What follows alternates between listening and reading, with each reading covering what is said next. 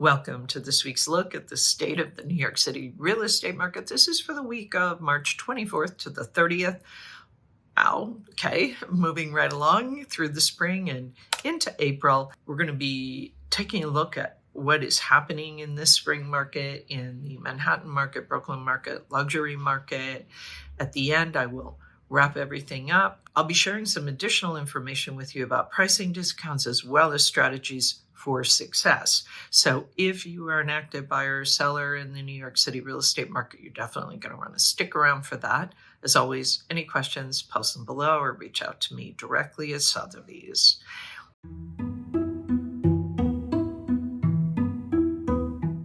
Okay, we're going to get started now with the luxury market. There were 45 contracts signed. That is 14 more than the previous week. We are really seeing a very strong showing in the luxury market this spring. The number one contract of all of these contracts was Penthouse 72 at 111 West 57th Street. It was asking $56 million.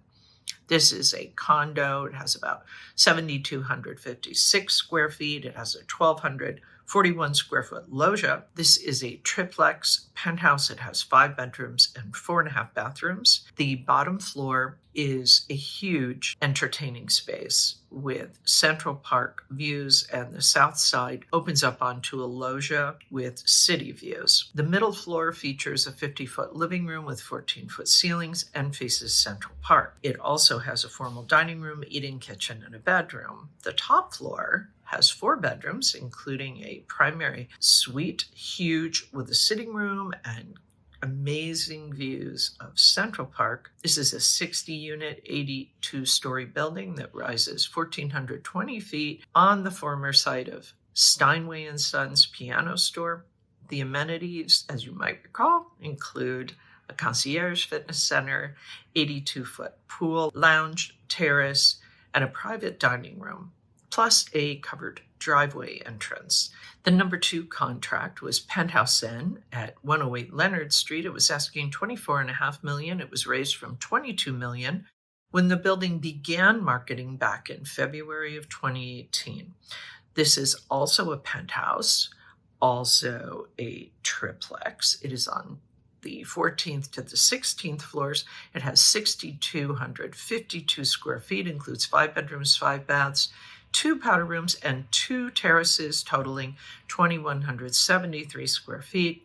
The 14th floor has a living room with 16-foot ceilings, arched windows, kitchen, and bedroom. The 15th floor has 3 bedrooms and a 45-foot terrace. The top floor includes a primary suite with a sitting room and a terrace on 2 sides. This is a 16-story, 152-unit condo. It has 20,000 square feet of amenities, including doormen, valet parking, fitness center, lap pool, wine cellar, private dining room, playroom, and a landscaped roof terrace. Wow, big showings in the luxury market last week. Here are the stats. Total weekly asking price sales volume, 433,315,800. Average asking price, 9,629,240. Median asking price, 5,981,800. Average discount from original ask to last asking price, 9%. Average days on the market, a whopping 816. That's it for the luxury market for last week. As always, any questions, post them below. Reach out to me directly at Sotheby's. We're going to take a look now at what's going on in Manhattan and Brooklyn.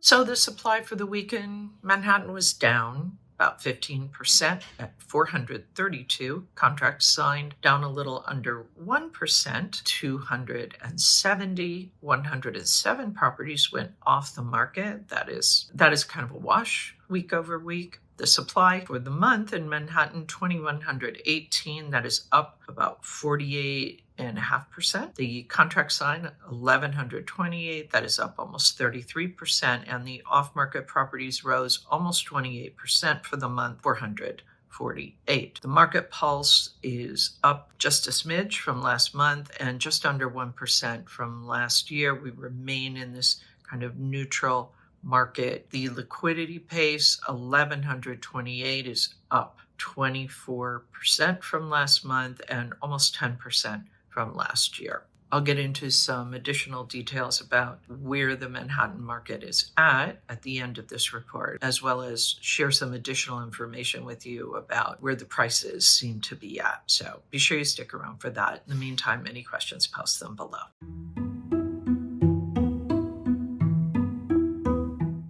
Brooklyn, we saw the inventory up just under 1% at 247, contract signed 132. That's down a little over 10%. The off-market properties, 52, that's up 2%. For the month, the supply in Brooklyn, 1,079, and that is up a little over 44%. Contract signed up a little over 13%, 593 for the month. Off-market properties, 263. That's up almost 44%. Brooklyn also remains in this neutral market. There's a little bit of a difference, though, between what's going on in Manhattan and Brooklyn, which I'll get into in a minute. But the market pulse in Brooklyn is down a little under 1% from last month and down about 1% from last year. Liquidity pace, 593 contracts were signed in the last 30 days. That's up almost 8% for the month, up almost 4% for the year. Okay, so that's the look at Brooklyn for last week. As I said, I'm going to be sharing some additional information with you about both Manhattan and Brooklyn with regard to pricing discounts as well as strategies for success. So we're going to take a look at that right now. So the mortgage rates are kind of staying, for all intents and purposes, about the same. Currently, the 30-year conforming is 6.65%, the 30-year jumbo, 6.77%. That is a little bit of a change, a little bit of a rise since last week, but overall down since last year for both. We're kind of staying about the same with mortgage rates. And I know a lot of buyers have been kind of holding off making decisions to see if the rates would go down a lot because they kind of were predicted to go down a bit. And we're not really seeing that. So it seems that a lot of buyers are going ahead and making their move. Of course, this impacts sellers too. And a lot of sellers, I think, were also counting on the interest rates going down a lot. But since they look like they're kind of hovering around the same level and have been for a while now, I think sellers should not be counting on some big change with the rates, at least in this current market, because it just might not happen and then you'll be waiting for nothing. So don't wait around for the rates. It seems like better to just go ahead and see if you can live with the rates as they are and make your deal. Okay, so luxury market, 45 contracts signed last week. That is 14 more than the previous week. 11 of those were priced at $10 million and above. Condos outsold co-ops 38 to 5, and there were 2 townhouses in that mix. 25 of those contracts were uptown and 20 were downtown, so about an even split approximately. The conditions in the Manhattan market, neutral, seasonally on trend, contract activity pretty good. Brooklyn, also neutral. Weekly level, though, seems a little disappointing in terms of the contract activity. We're beginning to see some improvements in the inventory, though. The supply in Manhattan is 6,582, in Brooklyn, 3,193. Pending sales, 3,004 for Manhattan, 1,865 for Brooklyn. Off-market properties, total 3,762, Brooklyn 1,830. Average days on the market for Manhattan 95, and in Brooklyn 66. Liquidity pace, this 30-day moving window of contracts signed, 1,128 for Manhattan, 593 for Brooklyn.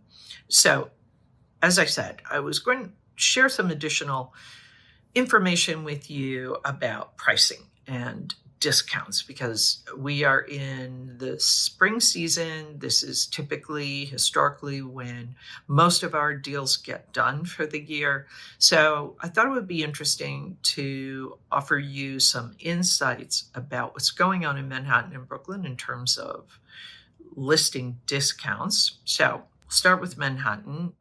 Typically, higher prices mean higher discounts. That continues to hold true. Interestingly, though, if we look at the difference between luxury co-ops and luxury condos, luxury co-ops are seeing a bigger discount, 9% versus 7% for condos. This difference likely suggests that there is more demand for condos than for co-ops, even if the co-ops are in a, let's call it, superior location. We're definitely seeing buyer preference for condos. So when it comes to discounts, especially in the luxury sector in Manhattan, be aware that the Manhattan luxury co-ops taking a little more of a hit than the Manhattan luxury condos. In Brooklyn, the discounts remain tight. Manhattan seeing discounts, let's say 7% for luxury condos. So if we look compare apples to apples with condos in Manhattan, we're seeing 7% for luxury condos, whereas in Brooklyn, we're seeing 3%. So what does this mean? So seasonally, Manhattan on trend. Supply continuing to rise, demand reaching highest level for this week since 2019. The Manhattan market seems to be on track to be a good one. Brooklyn supply is on the rise, better than in previous years. The demand is a bit disappointing at the moment compared to previous years. We're going to watch to see if this uptick in supply brings out more buyers. So what are the takeaways if you're a seller? Mostly watch your asking price. Remember, your asking price is not the selling price. It is part of your strategy to get buyers excited about coming to see your property and making offers. If you're very strategic about your asking price, it will help to position you as best in class, which is part of what makes buyers get very excited. They want to see the thing that looks the best for the price. Buyers, depending on which market you're in, of course, if you're in Manhattan, you may have a little more room on prices, whereas in Brooklyn, the demand remains, still pretty tight. The discounts remain pretty tight there. When it comes to leverage, the best approach is to look at days on market for guidance. The longer it's on the market, the more likely you will have leverage. Any questions, post them below. As always, my thanks to the Olshan Luxury Report and to Urban Digs. The work they do helps me to help you to make great decisions. I'll be back next week with the very latest news on what is happening in the New York City real estate market. In the meantime, take care.